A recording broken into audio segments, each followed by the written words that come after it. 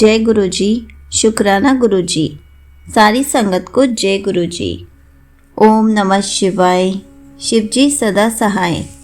ओम नमः शिवाय। गुरु जी सदा सहाय। शिव पुराण श्री रुद्र संहिता पंचम खंड का 29वां अध्याय। शंखचूड़ के राज्य की प्रशंसा।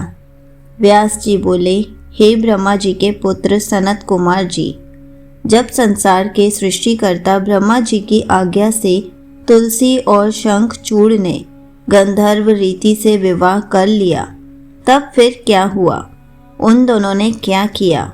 व्यास जी के इस प्रकार के प्रश्न सुनकर सनत कुमार जी बोले, हे महामुने, शंखचूड़ और देवी तुलसी ने ब्रह्मा जी की आज्ञा से विवाह कर लिया और वह उसे अपने साथ लेकर अपने घर वापस आ गया।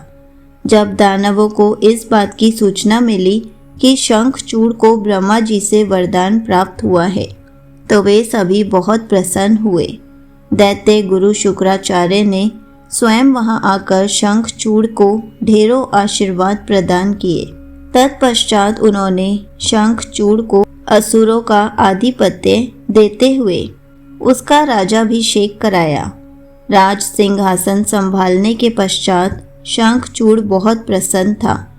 तब शुक्राचार्य बोले, हे असुरराज शंखचूड़, तुम निसंदेह ही वीर और पराक्रमी हो। तुम्हें आज असुरों का राज्य सौंपकर मुझे बहुत हर्ष हो रहा है। अब इस राज्य का विस्तार करना और असुरों की रक्षा करने का दायित्व तुम्हारा है। मुझे तुम्हारी प्रतिभा पर पूरा विश्वास है। यह कहकर दैत्य गुरु शुक्राचार्य वहां से चले गए। उनकी आज्ञा शिरोधार्य कर शंखचूड़ राज्य करने लगा। उसने अपने राज्य का विस्तार करने के उद्देश्य से अपनी विशाल सेना को इंद्रलोक पर आक्रमण करने का आदेश दे दिया। वह स्वयं भी उस युद्ध में जा खड़ा हुआ। असुरों और देवताओं में बड़ा भयानक युद्ध शुरू हो गया। देवताओं ने अनेक असुरों को मार गिराया, अनेकों को घायल कर दिया। यह देखकर असुर सेना विचलित होकर इधर उधर भागने लगी।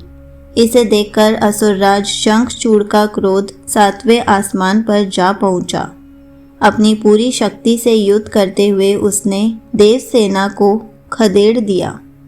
दैत्यराज शंखचूड़ से डरकर देव सेना तीतर बीतर हो गई और अपने प्राणों की रक्षा के लिए गुफाओं और कंदराओं में जाकर छुप गई। महाबली वीर प्रतापी शंखचूड़ ने स्वर्ग पर अधिकार कर लिया और स्वर्ग के सिंहासन पर विराजमान हो गया। सूर्य, अग्नि, चंद्रमा, कुबेर, यम, वायु आदि सभी देवता शंखचूड़ के अधीन हो गए। अनेक देवता शंखचूड़ के डर से भाग निकले। जो देवता वहां से भाग निकले थे वे अपने प्राणों की रक्षा के लिए इधर उधर मारे मारे फिर रहे थे। जब उन्हें यह समझ नहीं आया कि अब वे क्या करें और कहाँ जाएं, तब वे सब देवता मिलकर ऋषि मुनियों को साथ लेकर ब्रह्मा जी की शरण में गए। ब्रह्मा जी के पास पहुंचकर देवताओं ने उन्हें प्रणाम कर उनकी स्तुति की। तत्पश्चात उन्होंने शंखचूड़ के आक्रमण और स्वर्ग पर उसके आधिपत्य के बारे में सब कुछ ब्रह्मा जी को बता दिया।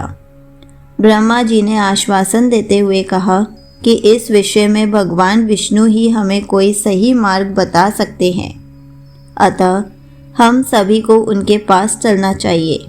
यह कहकर वे सब श्री हरि से मिलने के लिए वैकुंठ लोक को चल दिए। वैकुंठ लोक पहुंचकर देवराज इंद्र और ब्रह्मा जी सहित सभी देवताओं ने लक्ष्मीपति विष्णु जी की स्तुति की और उन्हें सारी बातों से अवगत कराया। देवताओं का दुख सुनकर विष्णु जी ने उन्हें ढाढ़स बंधाते हुए कहा, हे देवताओं, आप इस प्रकार दुखी ना हो। मैं शंखचूड़ के बारे में सभी कुछ जानता हूँ। पहले वह मेरा अनन्य भक्त था। इस बारे में हमें देवादिदेव महादेव जी से विचार विमर्श करना चाहिए, क्योंकि वे ही इस समस्या का सही समाधान बता सकते हैं। यह कहकर वे ब्रह्मा जी और अन्य देवताओं को अपने साथ लेकर शिवलोक की ओर चल दिए। संगत जी, यहीं पर शिव पुराण श्री रुद्र संहिता पंचम खंड का 29वां अध्याय समाप्त होता है। जय गुरु जी। शुक्राना गुरु जी।